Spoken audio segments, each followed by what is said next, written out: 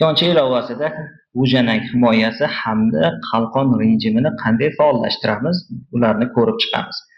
Va g'ujanak hamda qalqonni faollashtirishdagi ruxsatlarni qanday beramiz.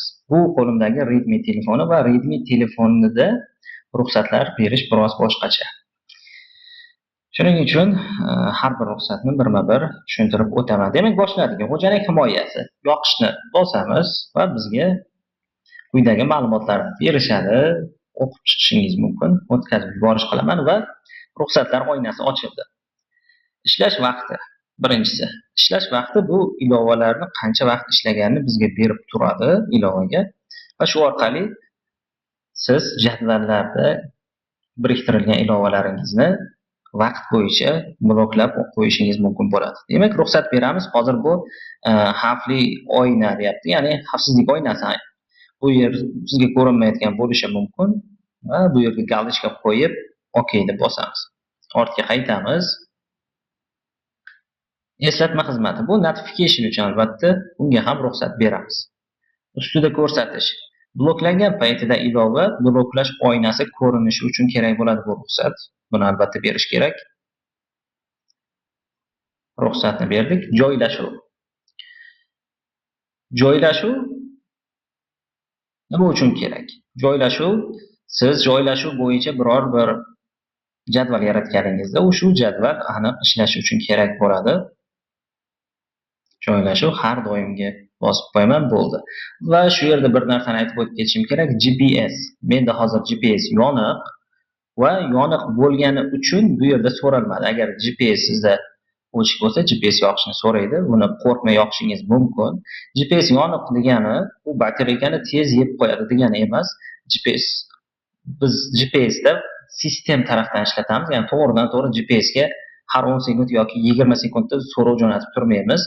Biz Geofence degan sistem darajasidagi xizmatni ishlatamiz. Bu batareyani maksimal tejagan holatda joylashuvingizni olib ishlatishga harakat qiladi. Demak, GPS tushunarli bo'ldi. Keyingisi batareya tejash. Buni albatta yoqishimiz kerak, ya'ni cheksiz. Batareyaga tejama deb qo'yishimiz kerak shu ilova uchun. Mana shunday. O'tkazib yuborish qilamiz, bo'ldi. Shu bilan g'ujanak himoyasi faollashdi. Va agar siz jadvallarni yaratib, ilovalarni bloklashni xohlasangiz, g'ujanak himoyasi ham yetarli. Lekin sizga maksimal himoya kerak bo'ladigan bo'lsa, deylik, bloklash darhol ishlashi va ilovani o'chib ketishini oldini olish, ruxsatlarni o'chib ketishini oldini olishni istasangiz, siz qalqon rejimini faollashtirishingiz mumkin. Bu maksimal himoya rejimi hisoblanadi. Demak, qalqonni qanday faollashtiramiz? Qalqon rejimiga kiramiz. Qalqon rejimini faollashtirish ikki bosqichdan iborat. Birinchisi ruxsatlar, ikkinchisi rejimni o'chirishda ishlatiladigan usul. Hozir bularni ko'rib o'tamiz. Xo'p, o'tkazib yuborish qilib yubordim. Demak, mana qalqon oynasi bu yerda himoya faol emas, faollashtirishni bosamiz va bizga kerakli ruxsatlarni berishni so'raydi. Admin ilova hamda auto start. Admin ilovani o'chirib yuborishni oldini oladi. Xolos, biz uni hech qanaqa telefoningizga kirib nazorat qilmaymiz sizni, shunchaki o'sha funksiyasini ishlatamiz. Xo'p, bu qurilmaga ruxsat berishni so'raymiz va 10 sekund kutib turamiz. Sizga bu oyna ko'rinmayotgan bo'lishi mumkin, chunki bu xavfsizlik oynasi. OK. Keyingisi auto start. Auto start nima uchun kerak? Auto start telefon o'chib yonganda ilovamiz avtomatik ishga tusha olishi uchun. Hop, buni ham yoqamiz.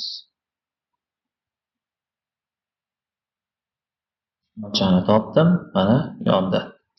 Va uchinchi ruxsatimiz bu maxsus imkoniyatlar. Bu nima uchun kerak? Boya aytganimdek, ilova darhol bloklanishi uchun, tikoncha ilovasi o'chib ketishini oldini olish uchun va kerakli ruxsatlar o'chib ketishini oldini olish uchun ishlatiladi. Ruxsat beramiz va bu yerdan yuklab olingan ilovalarni tanlaymiz. Tikonchani yoqib qo'yamiz. Yana bizga xavfsizlik oynasi chiqyapti. Galishga qo'yish esdan chiqmasin. Men yuzaga kelishi mumkin bo'lgan xatolarni bilaman va barcha ixtiyoriy oqibatlarni o'z zimmamga olaman degan joyga galishga qo'yamiz va OK deb bosamiz. OK. Bo'ldi.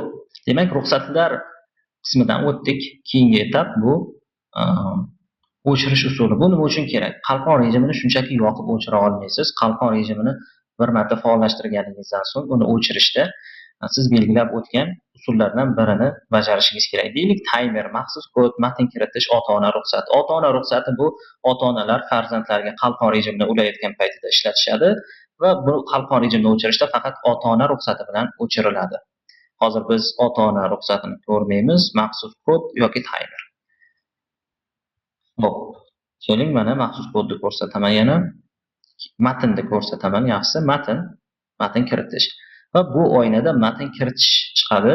Deylik, matn siz xohlasangiz ixtiyoriy bir matnni yozib qo'yasiz va saqlaysiz. Bundan maqsad nima? Maqsad, siz qalqonni o'chirmoqchi bo'lganingizda shu matnni kiritishni so'raydi. Siz matnni kiritguncha nechuk ozgina o'ylaysiz, to'xta, shu shartmikin, shu ilovani ishlatishim shartmikin degan maqsadda. Deylik, birdan YouTube ko'rgingiz kelib ketdi yoki Instagram, siz darhol qalqonni o'chirmoqchi bo'lasiz, lekin bu sizga to'sqinlik qiladi qaysidir jihatda. Endi sizga maksimal himoya kerak bo'lsa, maxsus kod, maxfiy kodni do'stingizga berasiz.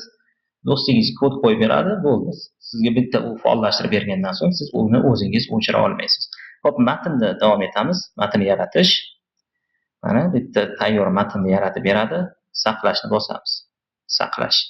Qalqon rejimi faollashdi. Ortga qaytadigan bo'lsak, ko'rishimiz mumkin, mana qalqon rejimi faol. Xo'p, buni o'chirmoqchi bo'lsak, albatta o'chirishni bossak, matn kiritishni so'raydi. Ixtiyor, mana bu yuqorida ko'rsatilgan matnda albatta kiritish kerak. Kiritmasangiz matn xato deb chiqaradi. To'liq nuqta virgulgacha kiritish kerak. Shunday, demak, o'chanak va qalqon rejimini faollashtirishni ko'rsatib o'tdim. Agar biror bir ruxsat keyinchalik o'chib qoladigan bo'lsa, aynan shu oynada tugma sifatida ko'rinib qoladi.